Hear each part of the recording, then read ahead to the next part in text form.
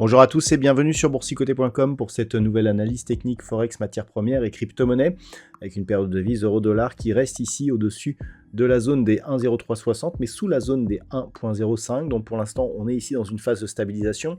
D'un point de vue court terme on peut bien observer ici que l'on est au-dessus de la moyenne mobile 20 exponentielle après un contact sur la bande de Bollinger supérieure. Donc c'est plutôt positif, mais on reste ici bridé par cette zone horizontale qui est une zone majeure. La zone des 1,05 est une zone historique. Donc clairement, on a mis fin plutôt à cette dynamique baissière, puisqu'on a rebondi ici et que l'on est au contact de la bolle supérieure. Mais globalement, on n'a pas de retournement. Donc neutralisation de la dynamique, et ce tant que l'on sera ici entre 1,0240 et 1,05 sur cette période de devise euro-dollar, qui rentre donc dans un bien neutre court terme.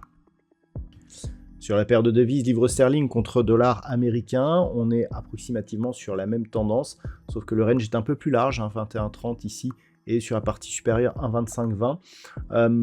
On a un peu moins de velléité haussière du fait qu'il n'y a pas eu de contact avec la bande de Bollinger supérieure. On a malgré tout cassé ici la résistance oblique qui définissait la précédente tendance baissière, mais sans pour autant envoyer un signal de retournement fort.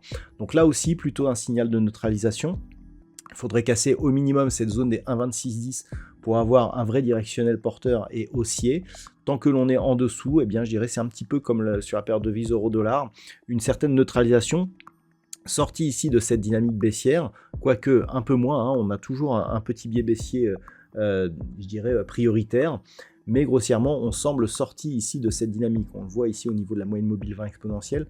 Les précédentes phases ici de rebond venaient plafonner sur cette moyenne mobile. Là, on est bien au-dessus.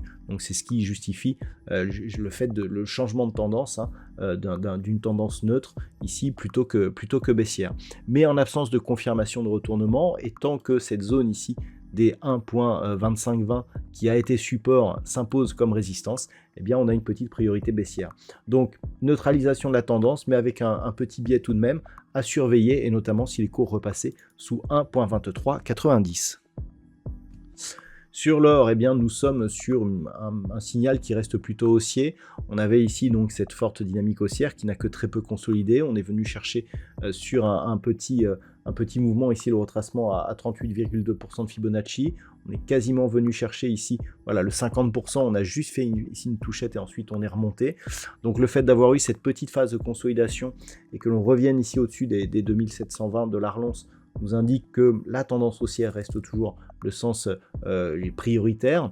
Par contre, on attend ici une cassure de cette zone des 2790 $ l'once qui nous donnerait un signal assez fort d'une reprise potentielle de la dynamique. En attendant, d'un point de vue court terme, on est sur un contact multiple ici sur la bolle supérieure, au-dessus d'une zone horizontale qui était précédemment résistante, donc qui agit plutôt ici comme support, au-dessus de la moyenne mobile 20 exponentielle, donc ce sont énormément d'arguments haussiers sur les cours du métal jaune qui restent donc dans une tendance potentiellement positive. Sur le WTI, on est dans une dynamique ici qui semble toujours une phase de consolidation. On a validé la zone des 74 $ le baril comme zone de résistance. Les indicateurs nous montrent ici une continuité dans le mouvement baissier avec même une accélération potentielle ici sur le RSI en version dynamique. Trajectoire baissière qui sort ici de la zone de surachat, donc une vraie phase de consolidation. Il fallait observer si la zone ici des 74 $ le baril s'imposait comme support. Ce n'est pas le cas. On passe sous la moyenne mobile 20 exponentielle.